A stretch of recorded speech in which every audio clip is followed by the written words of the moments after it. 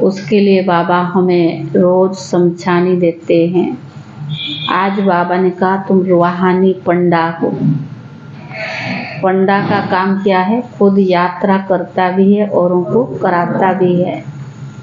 अगर आप रूहानी पंडा है तो आप सदैव यात्रा पर भी यात्री भी हो और कराने वाला भी हो और करते भी हो, तो उसकी निशानी है आपको सदा खुशी रहेगी।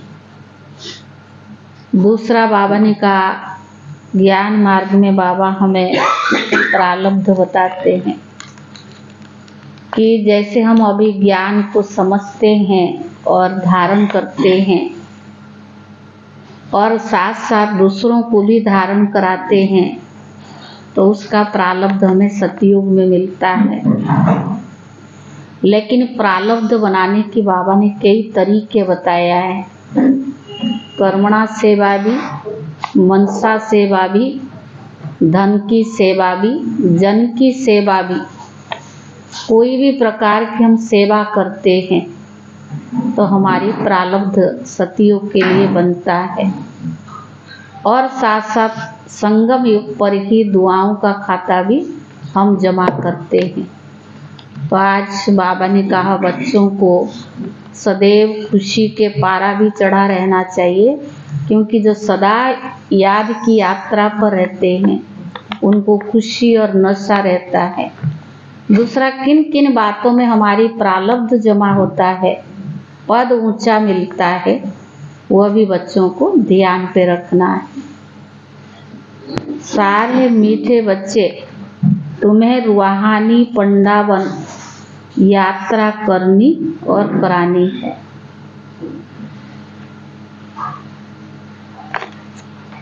याद ही तुम्हारी यात्रा है, याद ही तुम्हारी यात्रा है। याद करते रहो तो खुशी का पारा चढ़े। याद करते रहो तो खुशी का पारा चढ़े। प्रश्न है, निराकारी दुनिया में जाते ही कौन से संस्कार समाप्त हो जाते हैं और कौन से संस्कार रह जाते हैं? निराकारी दुनिया में जाते ही कौन से संस्कार समाप्त हो जाते हैं और कौन से संस्कार रह जाते हैं?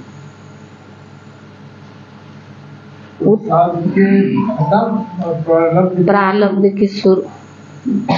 उत्तर है, वहाँ नॉलेज के संस्कार समाप्त हो जाते हैं, प्रारब्ध के संस्कार रह जाते हैं।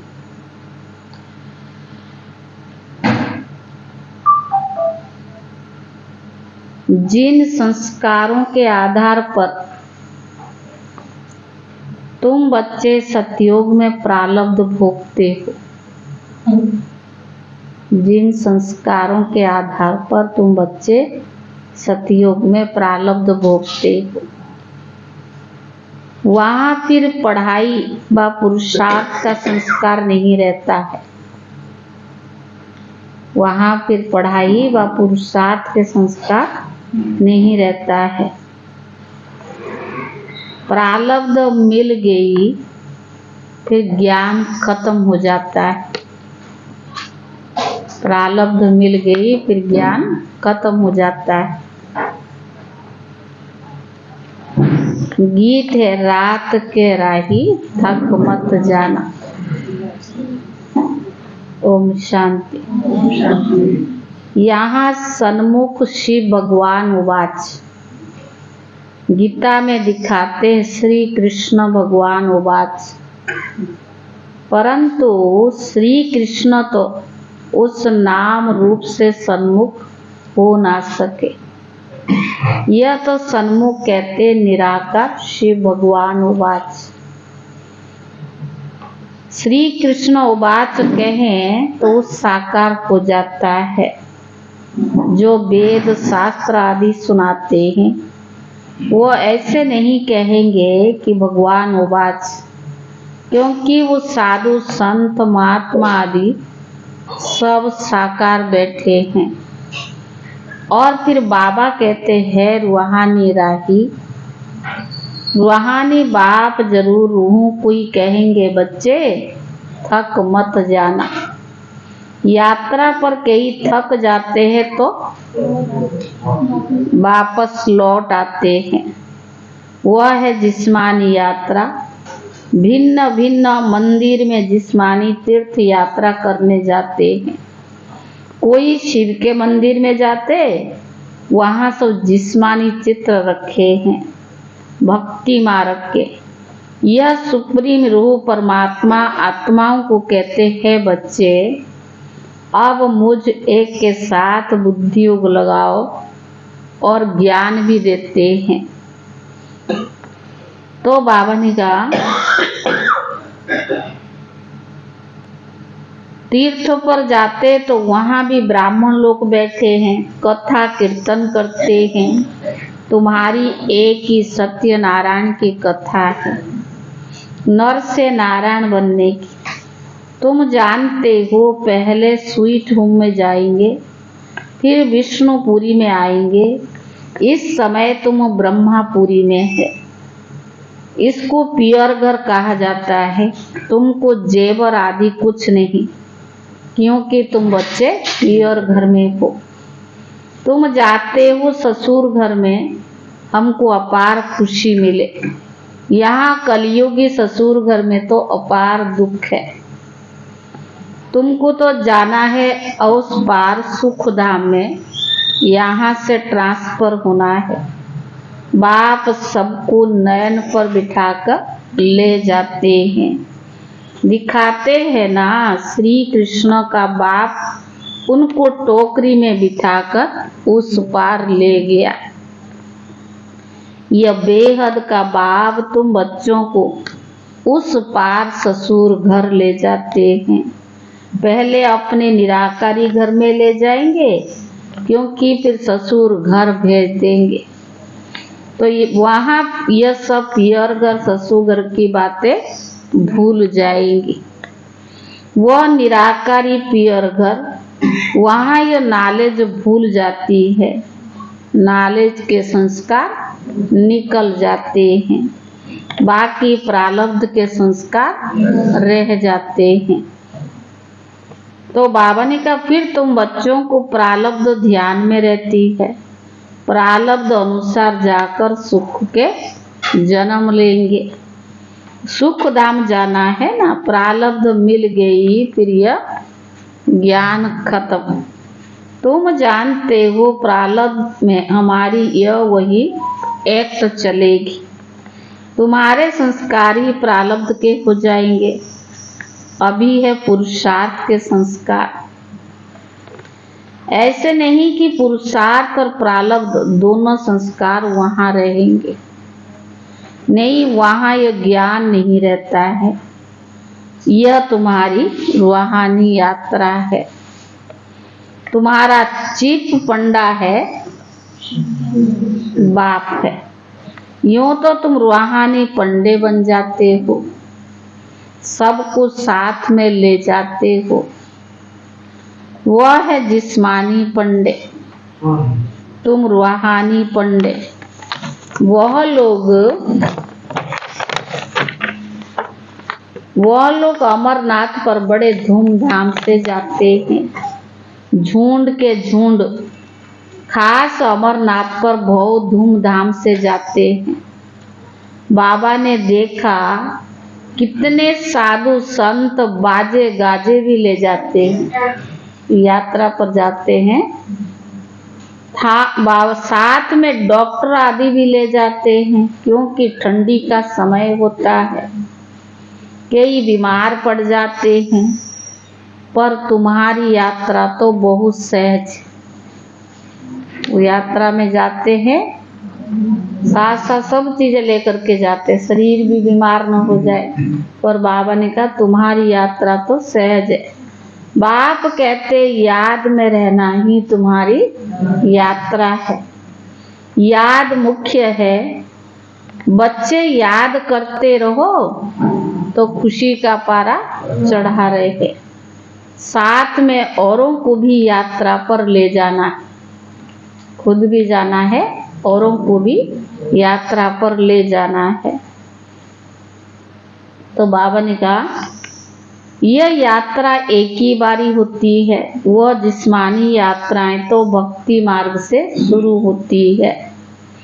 यह बाबा ने कहा वह भी कोई शुरुआत में नहीं होती है, ऐसे नहीं कि फट से मंदिर चित्र आदि बन जाते।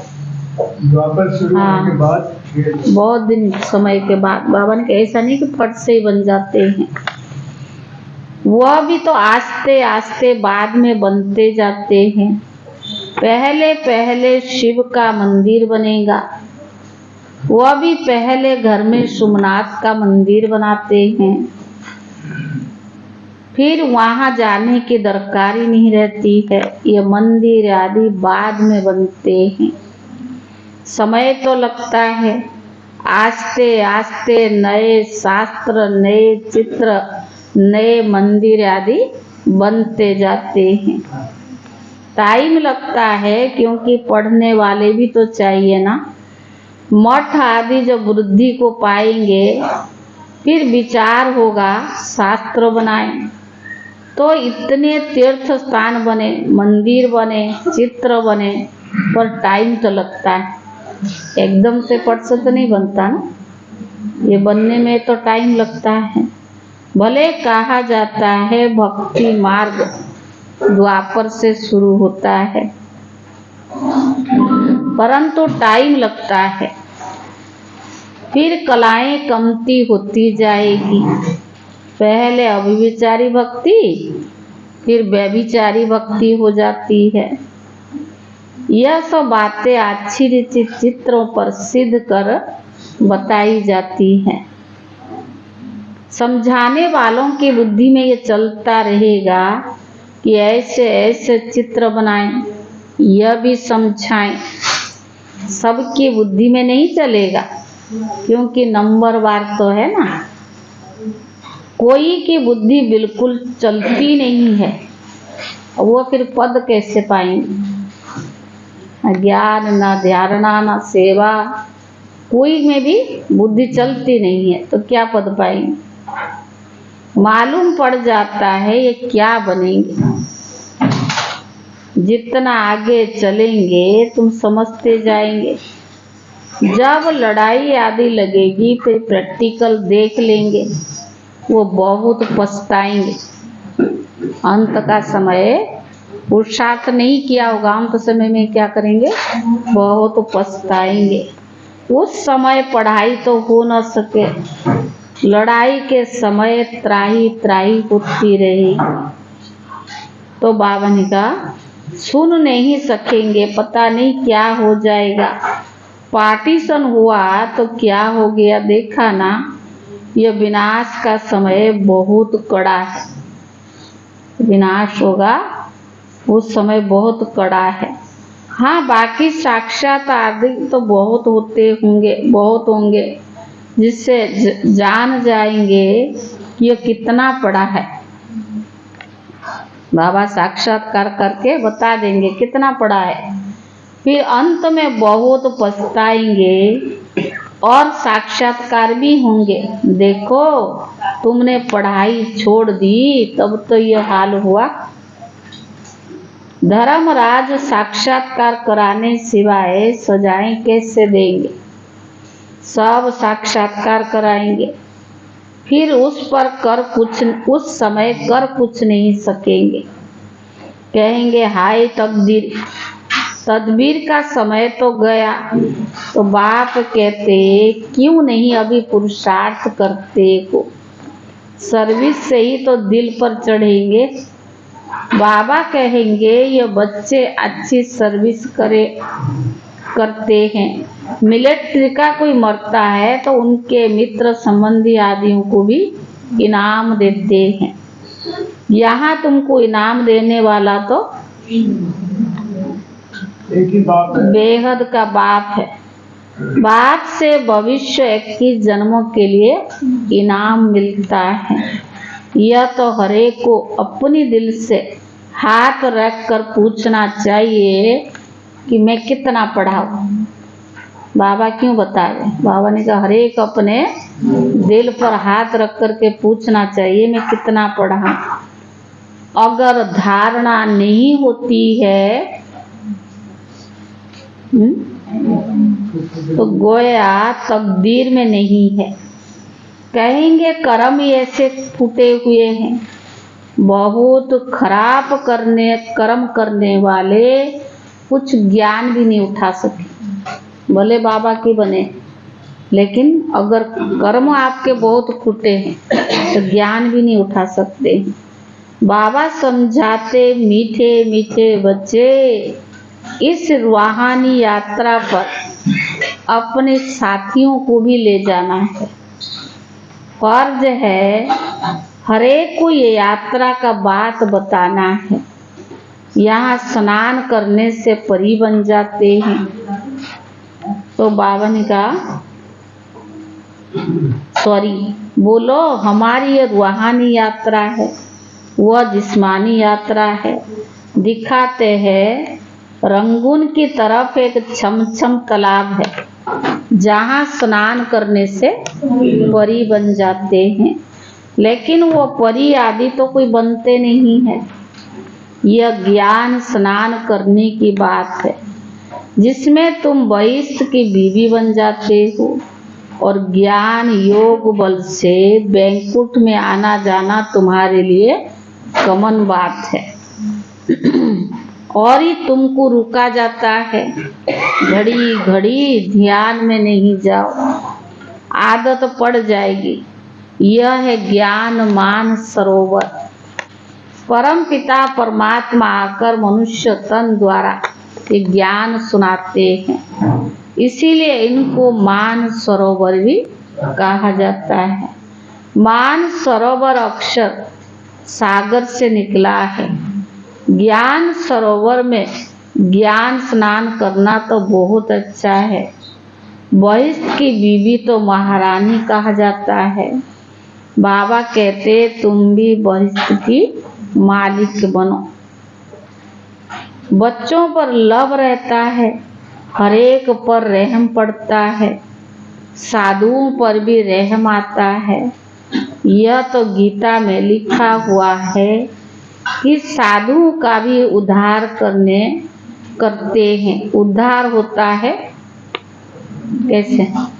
ज्ञान और योग से, ऐसे उद्धार नहीं होता है। तुम बच्चों में समझाने की बड़ी फुर्ती चाहिए।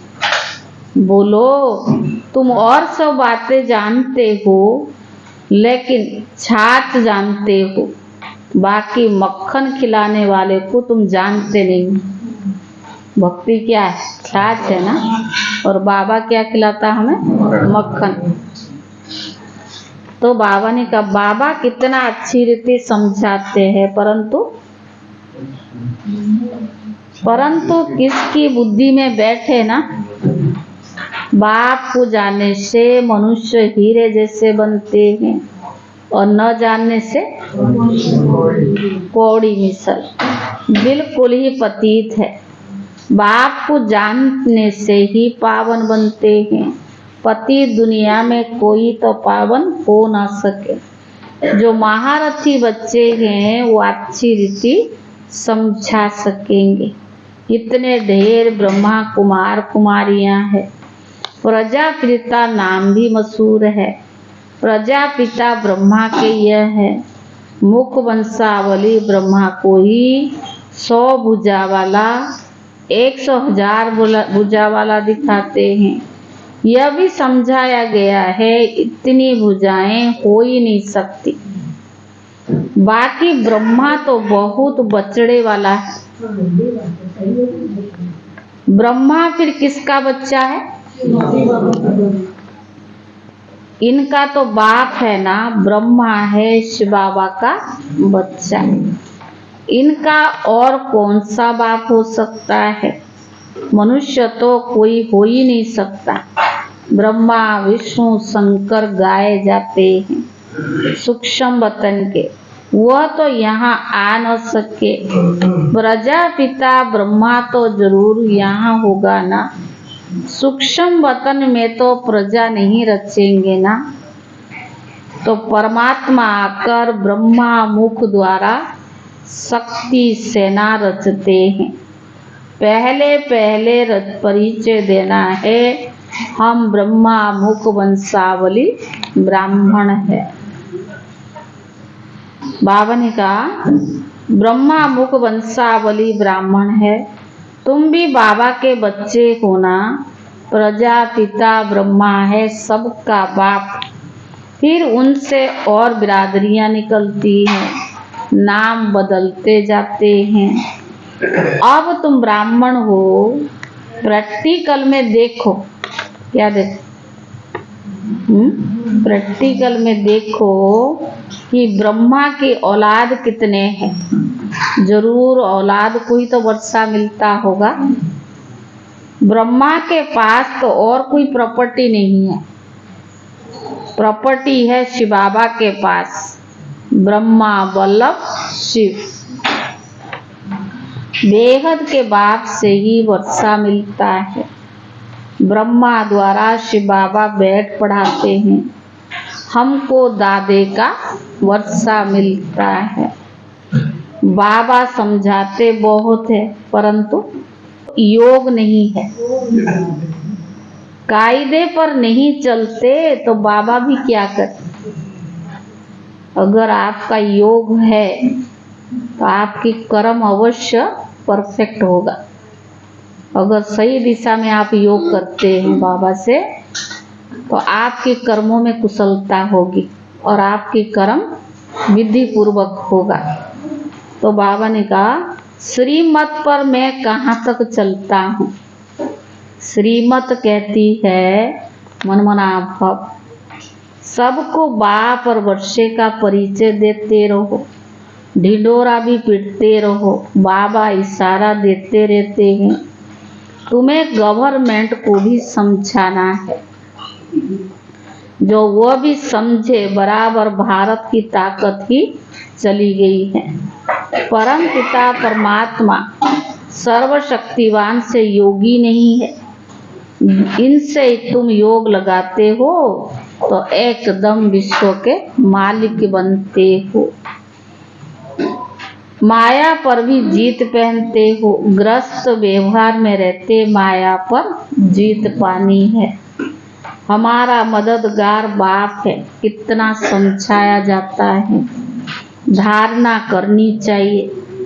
बाबा ने समझाया है, धन दिए धन ना खूटे। सर्विस करेंगे तो बाबा के दिल पर चढ़ सकेंगे, नहीं तो इम्पॉसिबल है। इसका मतलब यह नहीं कि बाबा प्यार नहीं करते हैं। बाबा प्यार सर्विसेबल को करेंगे, मेहनत तो चाहिए ना। सबको यात्रा लायक बनाते हैं मनमना भव। यह है रूहानी यात्रा। मुझे याद करो तो तुम मेरे पास पहुंच जाएंगे। शिवपुरी में आकर विष्णुपुरी में चले जाएंगे। यह बातें सिर्फ तुम बच्चे जानते हो, कोई और मनमना भव अर्थ नहीं समझते हैं। पढ़ते तो बहुत है। बाप मनमना बाबा ने कहा बाप महामंत्र देते, मुझे याद करो तो तुम विक्रमाजित बन जाएंगे। अच्छा मीठे मीठे सिखिले दे बच्चों प्रति, माता पिता बाप दादा का याद प्यार और गुड मॉर्निंग। रूहानी बाप की रूहानी बच्चों को नमस्ते। और रूहानी बच्चों की तरफ से रूहानी बाप दादा को याद प्यार और नमस्ते। आज बाबा का दिन है। भले रिवाइज कोर्स चलता है, बाबा का पधारमणि तो बंद है। साकार निराकार बाबा की कितना वर्ष पालना दिया बाबा साकार में, कितना अव्यक्त पालना की। अभी तो रिवाइज कोर्स चल रहा है। फिर भी क्योंकि बाबा हमारी अवस्था को बनाने के लिए अभी भी अव्यक्त वतन में है। तो आज का दिन भी अगर सवेरे से याद रहे, हम सब मधुबन में बैठे हैं और बाबा हमारे सामने मुरली चला रहा है, क्या हम भाग भाग करके जाते थे, उन समय को याद करें। अगर हमारी भावनाएं ऐसी होती है तो बाबा हमें भावना का फल यानी कुछ समय तो हमें अनुभव ही रहता है कि सच में आज बाबा का दिन है। सृष्टि पर भगवान को अवतरण होने का जो दिन होता है वो कभी भुलाया नहीं जाता है। जिन्होंने साकार नहीं अव्यक्त पालना भी लिया है, क्या मधुबन में रौनक होती है, क्या बाबा का स्टेज पर पहुंचना और पूरी डायमंड हॉल में क्या वो चमक थी। ऐसा लगता था पूरी बाबा की पहुंचने में पूरा हॉल ही एकदम शांत। कितना न जाने बाबा ने हमें ऐसे पालना दिया, दादी को रथ बना करके कितना वर्ष हम सबकी पालना किया। आज का भी दिन है तो अमृत वेले से लेकर के वो स्मृति रहे तो शाम तक लगेगा कि बाबा सृष्टि पर आया है और मेरी पालना कर रहा है, मुझे मुरली सुना रहा है। जब हम सुनते हैं ना शाम को, धारणा के लिए मुख्य सार पहला है ज्ञान स्नान करना है, प्यार से सर्विस कर बाप के दिल तख्त पर बैठना है। ज्ञान स्नान करना है, प्यार से सर्विस कर बाप के दिल तख्त पर बैठना है। पुरुषार्थ के समय में अलवेला नहीं बनना है। पुरुषार्थ के समय में अलवेला नहीं बनना है। दूसरा, बाप की पलकों पर बैठ कलयुगी दुख धाम से सुख धाम चलना है। बाप की पलकों पर बैठ कलयुगी दुख धाम से सुख धाम में चलना है। इसीलिए अपना सब कुछ ट्रांसफर कर देना है। इसीलिए अपना सब कुछ ट्रांसफर कर देना है। दूसरा, बाप की पलकों पर बैठ दुख धाम से सुख धाम में चलना है। इसीलिए अपना सब कुछ ट्रांसफर कर देना है। वरदान, जीवन में दिव्य गुणों के फूलों की फुलवाड़ी द्वारा,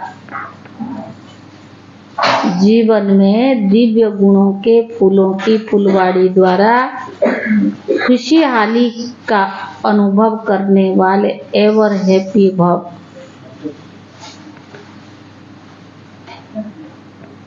जीवन में दिव्य गुणों के फूलों की फुलवाड़ी द्वारा खुशहाली के अनुभव करने वाले एवर हैप्पी भव। सदा खुशहाल अर्थात भरपूर संपन्न, सदा खुशहाल अर्थात भरपूर संपन्न। पहले कांटों के जंगल में जीवन थी, अभी फूलों की खुशहाली में आगे। पहले कांटों के जंगल में जीवन थी, अभी फूलों की खुशहाली में आगे। सदा जीवन में दिव्य गुणों के फूलों की फुलवाड़ी लगी हुई है। इसीलिए जो भी आपके संपर्क में आएगा उससे दिव्य गुणों के फूलों की खुशबू आती रहेगी और खुशहाली देख करके खुश होंगे, शक्ति का अनुभव करेंगे। खुशहाली और शक्तिशाली भी बनाती है। खुशहाली औरों को भी शक्तिशाली बनाती है और खुशी में लाती है। इसलिए आप कहते हो कि हम एवर हैप्पी। स्लोगन, मास्टर सर्वशक्तिवान वो है जो माया के बुदबुदाओं से डरने के बजाय उनसे खेलने वाले हैं। मास्टर सर्वशक्तिवान वो है माया के बुदबुदों से डरने के बजाय उनसे खेलने वाले हैं। आज 30 नवंबर है। आज का अव्यक्त इशारा, आज्ञाकारी बच्चों पर हर कर्म आज्ञा प्रमाण होने के कारण श्रेष्ठ होता है। जो आज्ञाकारी बच्चे होते हैं उनका हर कर्म आज्ञा माना बिना अपनी मत से नहीं, जो आज्ञा मिला होने के कारण श्रेष्ठ होता है। इसीलिए कोई भी कर्म बुद्धि व मन को विचलित नहीं करता है। ठीक किया व नहीं किया ये संकल्प भी नहीं आ सकता है। वो आज्ञा प्रमाण चलने के कारण सदा हल्के रहते हैं। हर कर्म आज्ञा प्रमाण करने के कारण परमात्मा आशीर्वाद के प्राप्ति के फल स्वरूप वे सदा आंतरिक विल पावर का अतीन्द्र सुखकार भरपूरता का अनुभव करते हैं। परमात्मा की आज्ञा श्रीमत अनुसार चलते तो सदा उनकी विल पावर भी बहुत स्ट्रांग होती है और आंतरिक सुख और भरपूरता का भी अनुभव करते हैं। ओम शांति।